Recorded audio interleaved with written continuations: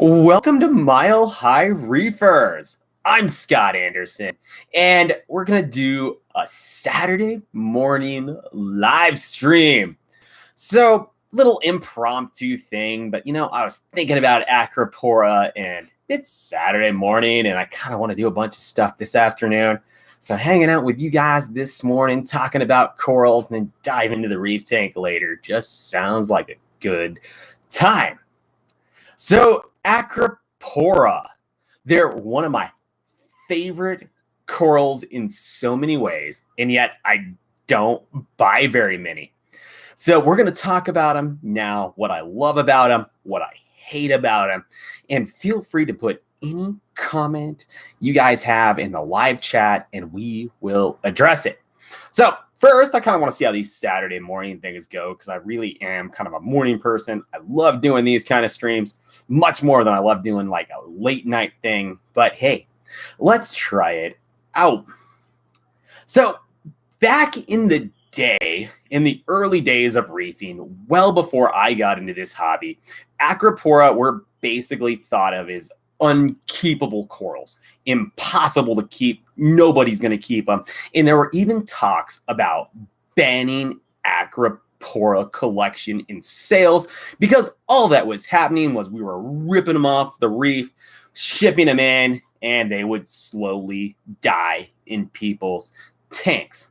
Well, fast forward 40 years, and there are tanks all over the world with acros growing out of control, to the point that people's tanks are so full of them that they have to break them out and manage the growth. It is incredible, and this is a coral that people wanted to ban because they were unkeepable.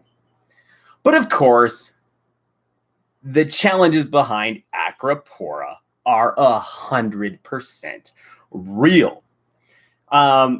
They're a mixed species of coral. Some are really easy, others are really hard, and honestly, there's not a great guide as to what's going to be hard and what's going to be easy. So, Acropora, they're the most infuriating coral because they just span this gamut of easy, hard, color change. It is like a hobby unto itself within reefing. So, first, all of our Acroporas we have in the hobby were originally collected from the wild at some point. Right? Makes sense. We're not breeding them in captivity yet. We don't have any real hybrid strains. Okay. Tiny slivers out there. Almost nothing. But it's crazy when you see what these corals go through to ship. So first, when large colonies of Acroporas ship in, it's pretty crazy. They come in big bags. They'll have styrofoam around them. They'll be floating in the bag to keep it steady. And they'll be like triple bagged because they're big colonies that are sharp. And of course, when they come in, they have shipping issues. Some will blow you away as to what they survive. I've received wild colonies that were in like 50-degree water. You pull them out and you're just expecting it to be dead. Perfect.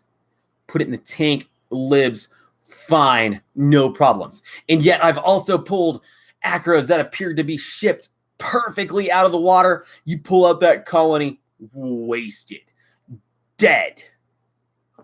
Like, what gives? They'll come in, no water in the bag at all. Perfect. Fine. No problems. Cold water. Perfect. Fine. No problems. Other times, the bag looks perfect, and it is. And then sometimes the bag looks perfect, and it's dead. It's the weirdest things with acros.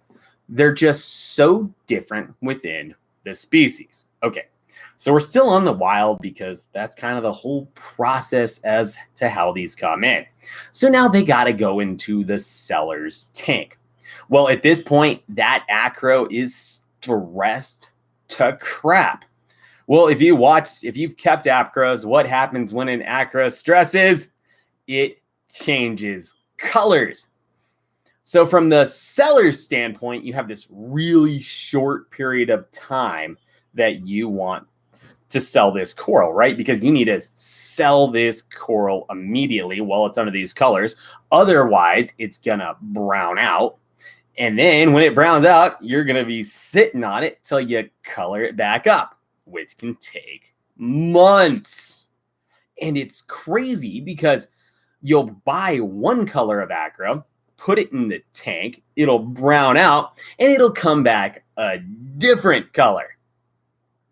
Yep, that's Acropora.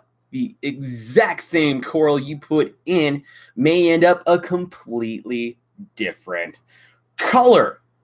Kind of makes me question a lot of these named corals. But we'll get more into that because it gets kind of crazy.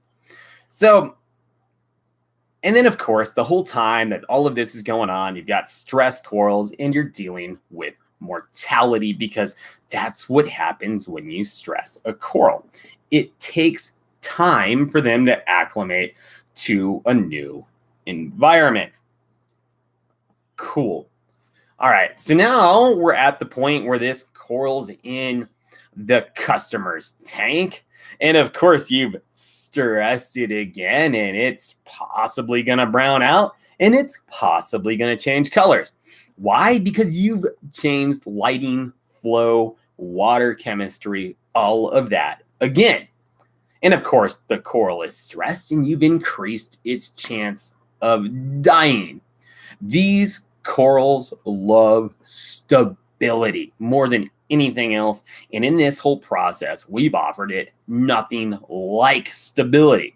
So honestly, the fact that they live through this just shows how hardy and amazing these coral are. And one of the cool things about acros is they are incredibly fraggable. Many species will grow pretty darn fast. They do pretty well, and they're so easy to clip, trim, sell. And one of the better things about acros is the brightest part of the coral, the most colorful part, is that little tip on the end. Exactly what you're trying to cut and sell. So the highest value of the coral is the part that we're trying to sell here. So that does help bring those pictures up. It also makes it look insane in those macro photos. But there's a reason you've seen those amazing macro photos of those just insane acros, but you've never seen the full colonies look like that. That's because the full colonies don't look like that. The pictures of the tip and the tiny frags vary quite a bit from what the adult colony is going to look like, which is mind-blowing, right? Same coral, but only the tip looks like that. And of course, once you put it in your tank, your water parameters, your colors are going to vary a little bit. It's the craziest thing. And of course, this entire time, they're stressing out, they're going crazy, and it just gets weird. And until recently, acros were expensive, like crap loads of money. And in fact, a lot of your names ones still are. Although these days, because of how great we're growing them out as hobbyists, you can pick up little frags for 10, 20 bucks. The problem is me personally, that's kind of the only way I like to buy them is little tiny cheap frags, because honestly, I do not like paying money for named corals. They change colors. They die easy. Why would it still be a Walt Disney if it's no longer yellow? So for me, that's the stuff that I find infuriating with Acropora, is almost the named hobby portion of it behind it. Like, Everybody is so focused on getting the best color out of these tiny little frags that only represent the tip of the colony. And it's mind-blowing how much people freak out. Like, you'll see Facebook posts of people like, is this the same coral?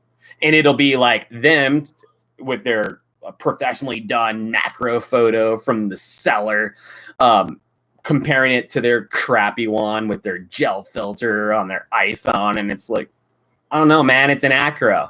Like, they change colors. They stress during shipping. They die easy. They change colors based on your water parameters. It's insane how much they change. All right. So let's get to some of the chats, and then we'll keep going. All right. I gave up on Acropora a while ago. I could never keep them happy. They should be renamed a stress-inducing money pit. Okay, so money pit is the biggest reason I personally never got into them. The ones that are really cool, the ones that you really like, they're really expensive. And I find it hard to want to spend hundreds of dollars on a coral that in all likelihood will not look the same in my tank. I would much rather buy a browned out $10 frag and put it in my tank and see what it does, because then I get a surprise. It was cheap, and you know what? Odds are the colors are going to change no matter what I buy. All right. I just bought a millie pack. Congratulations. Millies are sweet. Millies have those long polyp extensions. They look fantastic. Let's see, we've got Walt Disney, OG Passion, Rainbow Unicorns. They're all super cool corals. And yeah, I've got the Walt Disney, got it from Jake Adams. It was nice and beautiful and yellow in his tank. I bring it home. What's it do? It stresses out and turns green. Is it still a Walt Disney? You tell me. If it was in a frag tank and I was at a show and I said that's Walt Disney, you probably wouldn't want to pay the price that Walt Disney commands, because now it's a green coral. Will it turn yellow again? We'll find out. All right. Teen Reefer, what's up? All right. Yeah, I agree. Acros are just one of the most interesting and difficult corals. So the interesting part is what makes acros so fun for me. They are so diverse. There's so many different ones that honestly, I like getting my acros from people I know, so I can see it in their tank, how it was growing, what it was doing, and I can kind of replicate those kind of situations and, talk to the person, because honestly, they're so diverse in their growth patterns and the chemistry and the lighting and everything they do that it's really hard to, get this right. And if your goal is to have like a massive tank full of the highest end acro and every acro looking perfect, you need to be a better reefer than me, because I am going to go out and say I could not personally do that. I feel every bit confident I could keep a beautiful acro reef, but what it would take for me to turn my big reef into a full-on high-end acro reef would be insane. It'd be major upgrades to chemistry, dosing, all of this lighting, and I'd have to just redo everything and like redouble my efforts, and it's so much for like what to me is so little gain. I love having acros. I'm just not willing to do what it takes to have a full massive tank of them. And for you guys who do it, in so many ways, you guys are the true masters. Keeping a big tank full of acros and keeping it looking good, that is a hobby unto itself. It really is. All right. Acropora seems to hold its colors way better than, oh, and Acropora. Yeah, so those are those deeper water, smooth skinned ones. And I haven't kept that many of them, but I think you're right. And I think it probably makes sense since they're used to the lower light, they're less affected by par and all that. So that kind of makes sense. All right. Green Slimer is the best. Actually, Green Slimer is insane. And then Ian Reefs is saying it turns yellow in his tank. Yeah, that's a pretty super change. Okay, Green Slimers, super easy, although you'll see a lot of different corals called the Green Slimers. I've seen people call Millie's Green Slimers. I've seen Tenuous called Green Slimers. Any green coral that'll slime up heavily, I've seen called a Green Slimer. So your true Green Slimers, I believe were Tenuous, but I'm not sure on that. So yeah, when you start looking at what Green Slimer is, you'll see it differs between companies. So even the name Green Slimer has been kind of bastardized. It's the craziest thing. Like, people will take names and then they'll get a coral and they'll say it looks like it, so it is it. In fact, I had somebody give me a piece of home wrecker once. Well, it was a wild colony that they had gotten in, cut a piece off because they thought it looked like home wrecker. He's like, okay, you need to go put this under really bright lights. I'm like, okay, I'm going to go home and put it under my Akamai. Oh, no, your Akamai is not going to cut it. You need to go home and put it under some real lights. I'm running, and I'm not going to say what he's running, but he was running some really nice high-end lights. But yeah, your Akamais aren't going to cut it. So, I believe the dude's hype. I went home, put it right under the Akamai at the top of the tank. I burned the crap out of that coral. This coral that the guy was calling a home wrecker, which to me didn't look like a home wrecker. It didn't have the colors I was looking for in a home wrecker. Of course, some of that comes down to photography and trying to find them online. Go look up a home wrecker and see how many different colors you can find home wreckers in. There's gonna be a ton. Makes it really hard to determine what a real home wrecker is. But yeah, this guy was telling me basically I couldn't get enough light on this coral and I burned the crap out of it. I'm glad I didn't spend the $300 that a home wrecker cost. I'm glad it was free, right?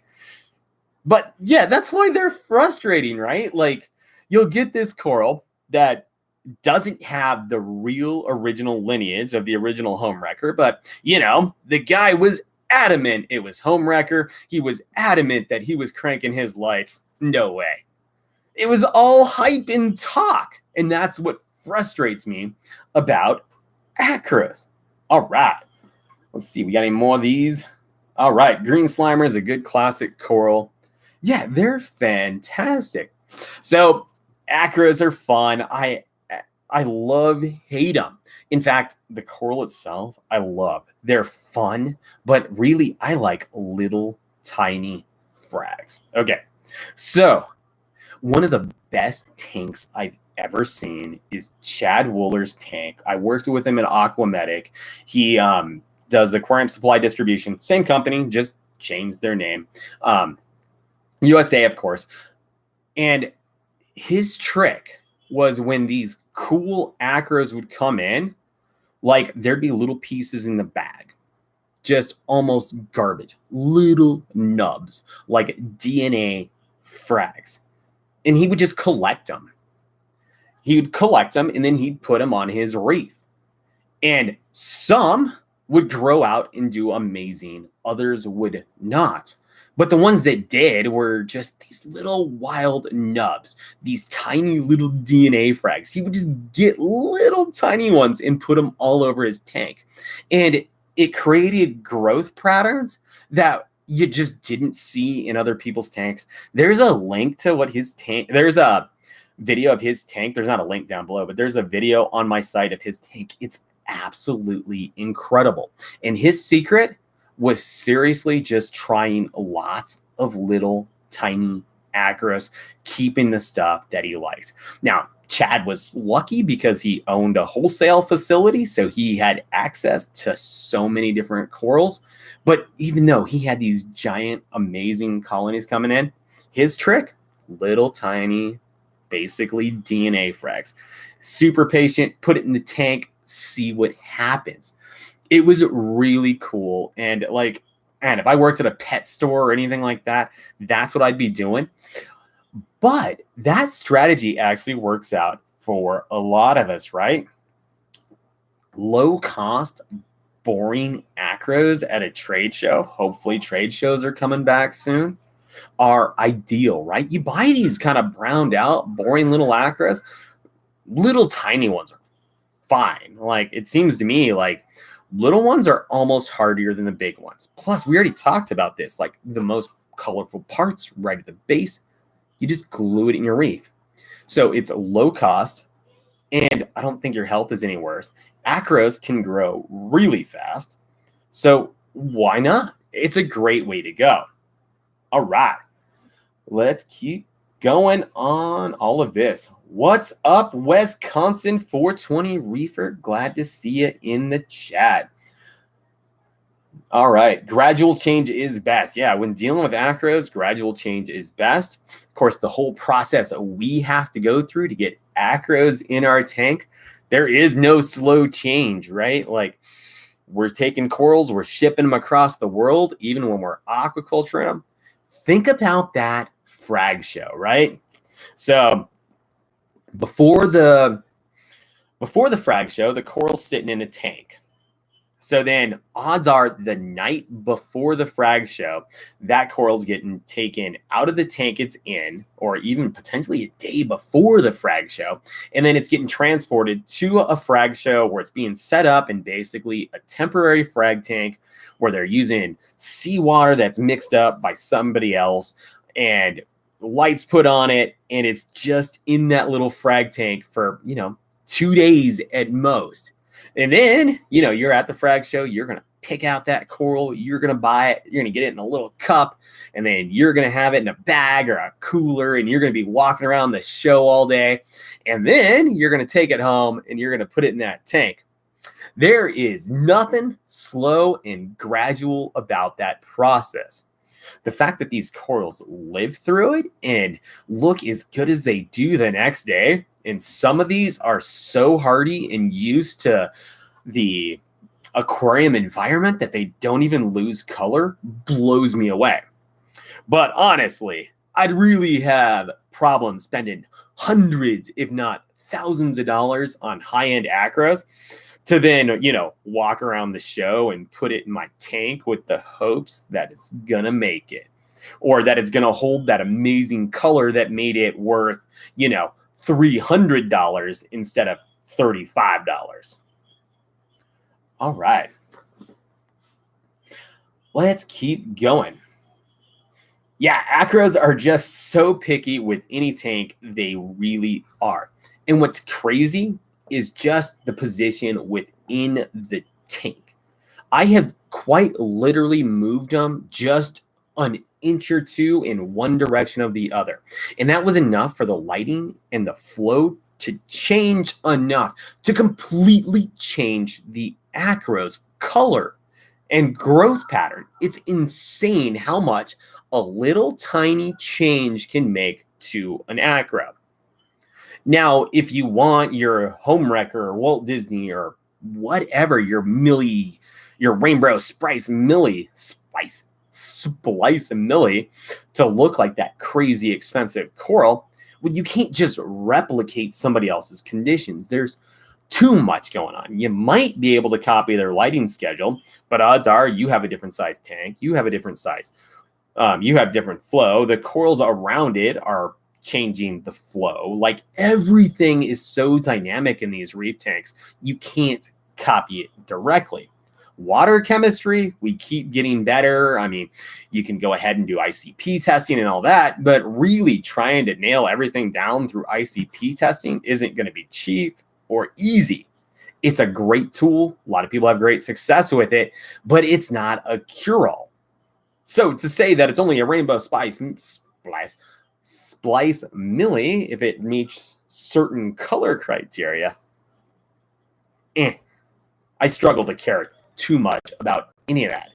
This is why the named acros bug me. I mean, I am so into cheap, fun acros. See what they do. All right, let's keep going. Teen reefing. Monty corals are way easier and to look good in about any reef tank. Okay, you'll see my reef tank full of Monty poras. I am a Monty freak. Monties are my favorite for exactly that reason. 10 times easier than acros. You get that stony look. You get way cool colors out of them. They don't change in colors like an acro. They do change colors. My crazy T Monty has been the most frustrating corals, right? Like, this is a very high-end coral. I paid retail. It was like $300. In fact, I bought it with a friend because I didn't have the $300. We each split the coral straight down the center with a saw. And it's been, I mean, it is now back to the size it was when I originally got it after splitting it. But this coral has never gotten happy. Well, it has recently, but it's been a really slow grower.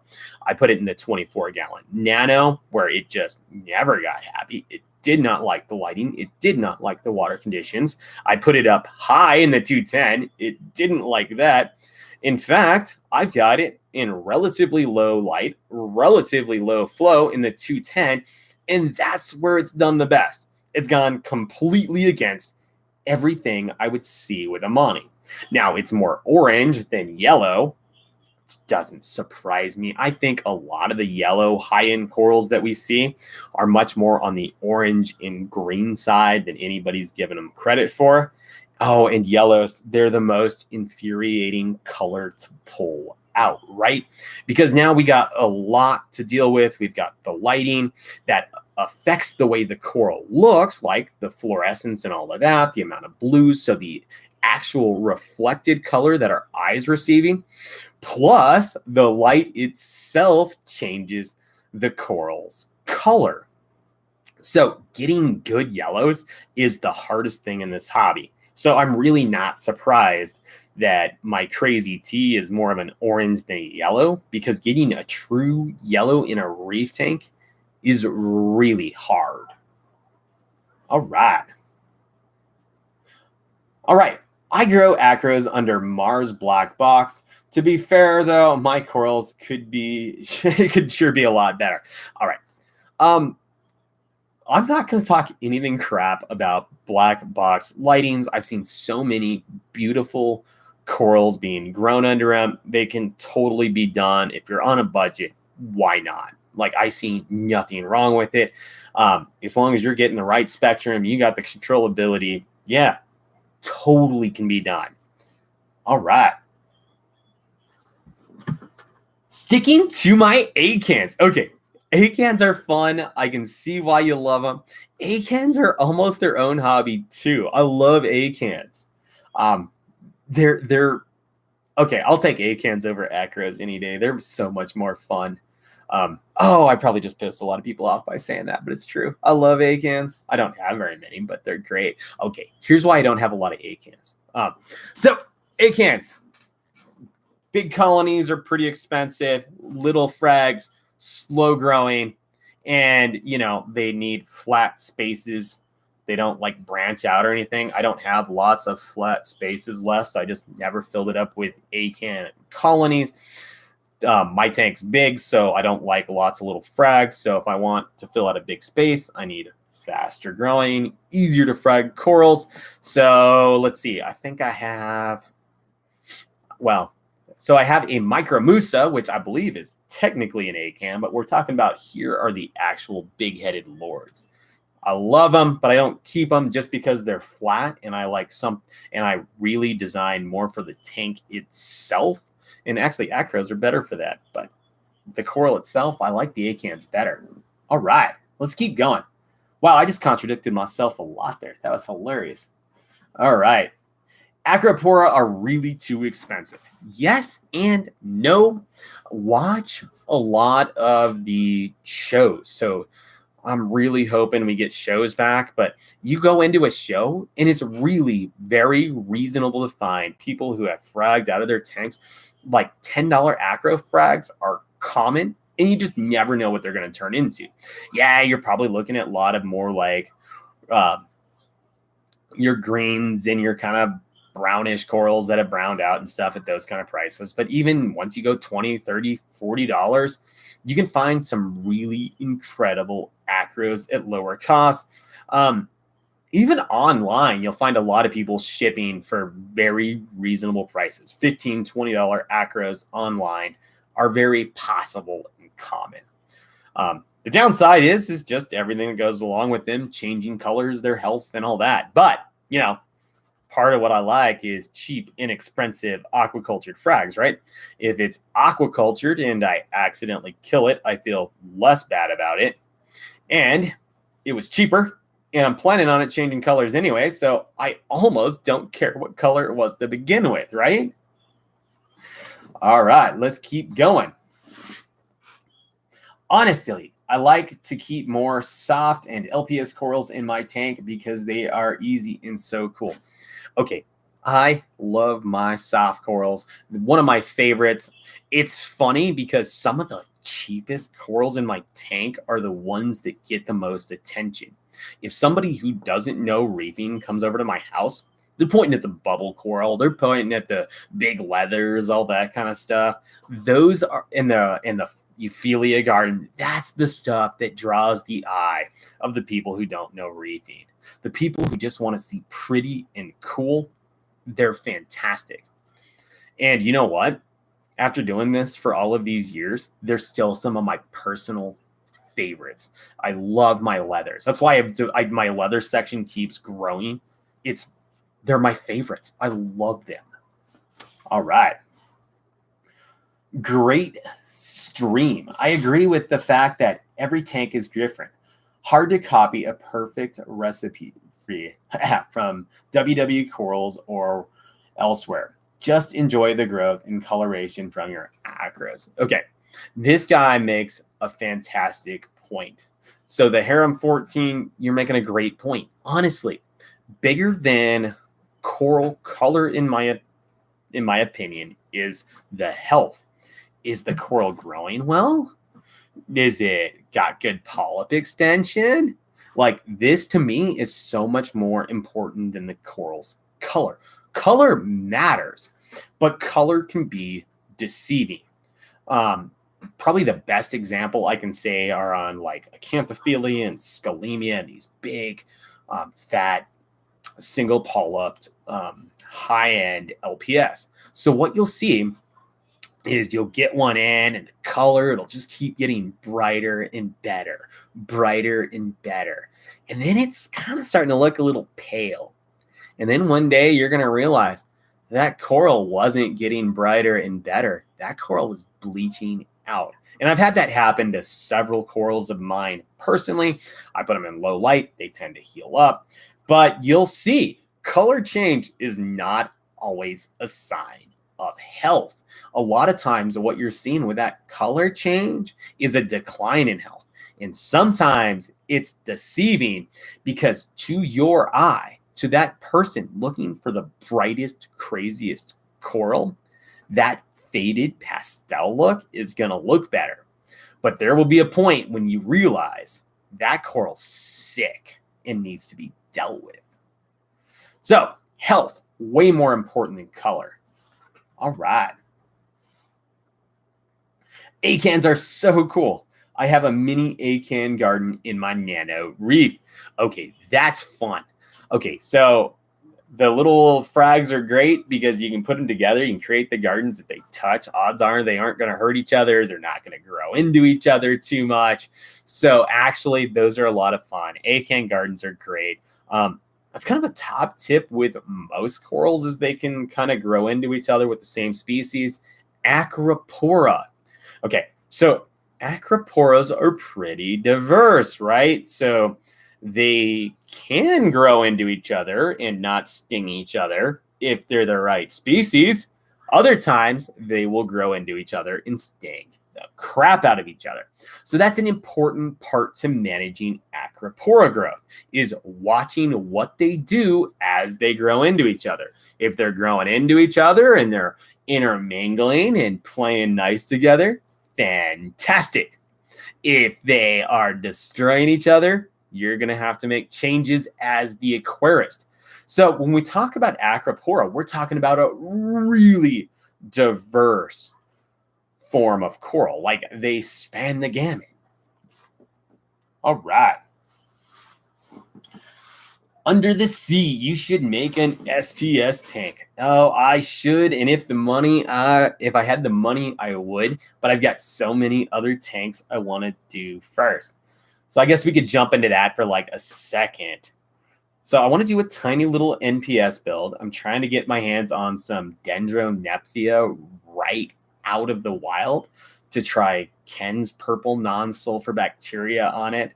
I really want to try keeping that stuff alive just as an experiment. I've got most of what I need to put it together, but I'm just trying to get the coral. The tank that I really want to build, I want to do a cold water reef. That's what I really want to do. Nobody's doing cold water. If I was to do cold water, there's a chance I'd have to actually harvest my own stuff, which sounds amazing. So cold water, that's what I'd like to do next. If I was to actually put any real money into a tank, I think I'd do a cold water reef.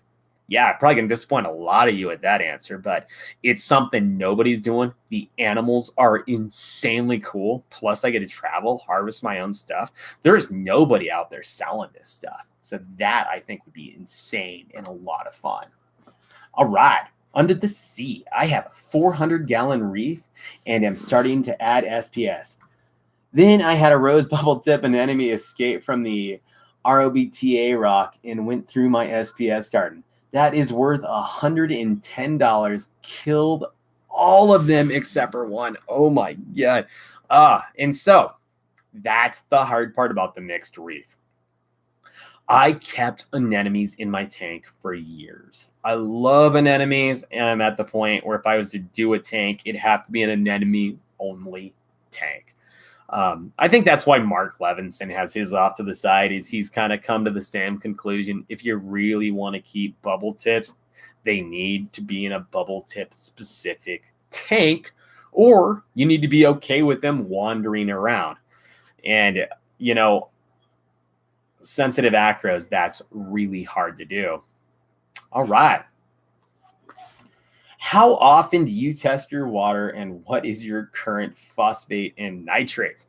All right. So I do a terrible job with testing for nitrates and phosphates. So honestly, I haven't even checked it in a while. I'm getting algae growth, so I guarantee you it's worse than it was.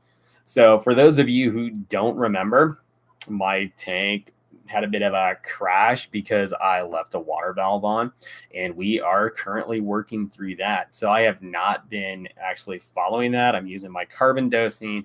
It's slowly getting better. Everything's fine. But honestly, I don't test my nitrates and phosphates very much. I probably should. That's a failure on my end. It's called being lazy. Actually, it's called being busy, right? Like, I have a real job. I work 40 plus hours a week. If you saw a lot of videos out this week, it's because I was on vacation. It was great.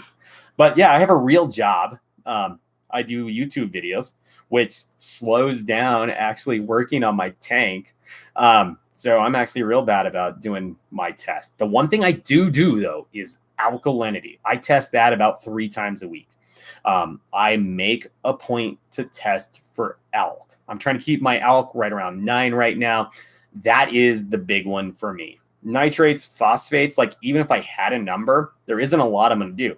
I got my carbon dosing going. I've got fresh GFO on the tank. There's nothing else at this point I'm really going to do. I'm feeding the tank the purple non-sulfur bacteria, more for coral food, but I think we're going to see some pretty cool denitrification effects from doing that long term. This seems to be helping to eradicate the dino on the 24-gallon as well. I'm not willing to say yet that that is the answer, but so far I'd say it's a strong correlation. All right.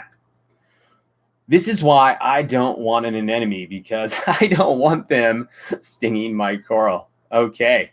So yeah, I completely get that. Like, anemones. They are one of the coolest inverts, but the fact that they walk around and can do just so much damage to a tank can be infuriating to a reefer. So, Acropora. I don't buy them. I don't own an acro at this point that I've personally bought. I have ordered so many online and been so disappointed with some of the acros I've ordered.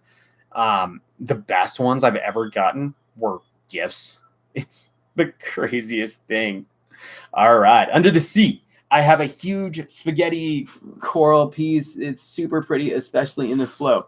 You should try to get some. They are super cheap and they are a leather. Yeah, so spaghetti corals are fantastic. I've got a couple of them. I've got my old brown one sitting in there. I've got a really badass green one upstairs in the 210 gallon. Sinularia, fantastic coral, super easy, super cheap. I love them. All right, ghost. I keep flower nems. They don't seem to wander much. That's a good point. The flower nems, they don't wander around, super colorful, super easy, and really not even badly priced. 20, $30 can get you a pretty nice flower nem, at least, if you shop around. All right, guys. Well, we're about 40 minutes into this stream, and that's kind of my current thoughts on Acropora. Fun coral. I love it, but I don't buy it. And that's why. All right, guys. We'll see you later. Have a great Saturday.